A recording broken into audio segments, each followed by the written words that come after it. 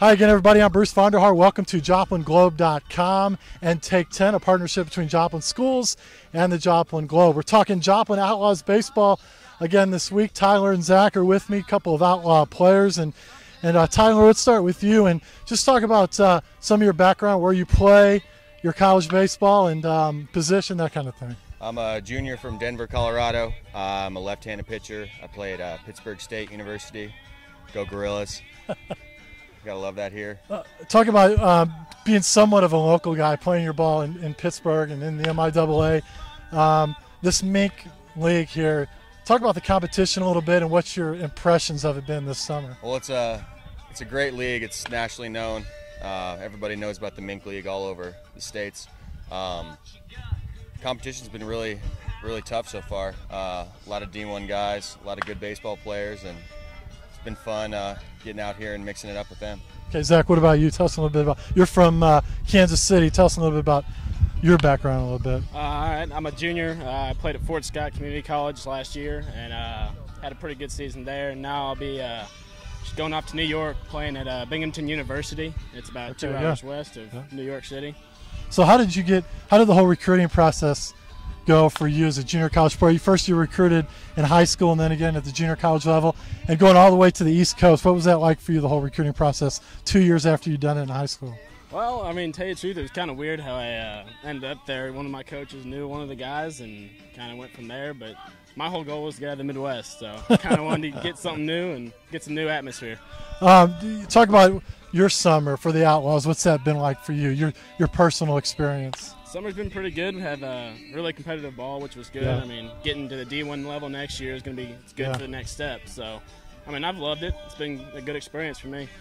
Let's talk about how you were selected and how did the whole Outlaws thing come about for you? How were you selected as part of this team? I was selected because what my pitching coach for Fort Scott actually knew Coach Redout and Andy Davis, and I just kind of went from there, and it was a team I could fall back on that was close to home. Tyler, what about you? How did you end up a part of the Outlaws? Well, Redout and Davis were both Gorillas, and so they're in with our coaching staff, and they needed pitching, and so my name came up, and they picked me up from there.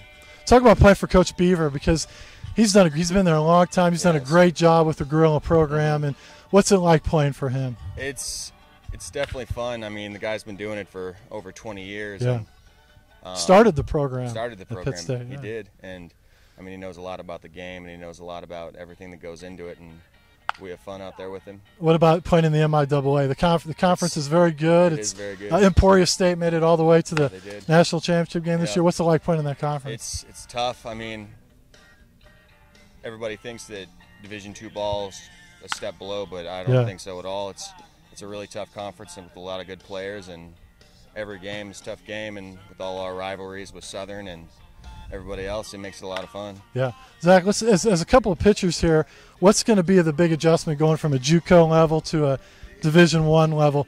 What do you think for pitchers in general, and then for you, what are the things that are going to be different as far as D1 hitters go? I think a lot of it's going to be spotting up with your pitches a lot better. You can't make as many mistakes as you could in junior college, but my main goal would be getting a third pitch, a solid changeup that works for me. I mean, that's my pitch that I've struggled with so far this year, and I've just got to find one that works for me. So you're a fastball, curveball guy? Fastball, slider.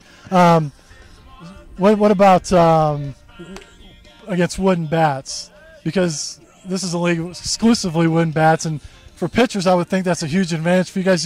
What's your approach? Is it different because you're not facing guys with aluminum bats? Can you be a little more, can you challenge them more because you know that, or you try to saw them off more? Or what do you guys try to do as pitchers when the guys are up there with wooden bats? Personally, I think, I do think that when I go up and face a wooden bat, it's a little bit, you have a mentality where you can go inside a lot more, and it's a lot easier. But when I go up there, I try to think the same as facing with an aluminum bat. So what about can't you? make mistakes. Anything change for you? No? Definitely just challenge them a lot more. I mean, the little dink hits that you'll get with a metal bat that'll fly somewhere. With the wooden bat, it just dies, and a lot more plays can be made. Just definitely let the defense play behind you a lot more than you maybe would with a metal bat, try and go for strikeouts. I'm curious, as far as pitchers go especially, are you concerned, playing almost year-round now, that the arms are going to get tired? I mean, you guys play in the fall. you have winter off, but that's only for a couple months. Yeah. You start practicing right after Christmas, and then you come out here in the summer after a full spring schedule. So is there a concern? How do you take care of your arms, especially for pitchers when you're throwing so much out of the year? We run a lot. We do a lot of exercise. I mean, all of our guys out here are in pretty good shape. I mean, it's basically just maintaining your arm and running a lot and make sure you throw every day, because if you keep your arm in shape, it'll stay fine. And basically just doing what you can to make sure that you're going to be good to go. Yeah, is that the same approach you kind of have with you? I agree the same. Doing that, and then on days like I like to do after one of my starts, I like to just rest a couple days or 1 or 2 and let it recover for a while and then get back on after that.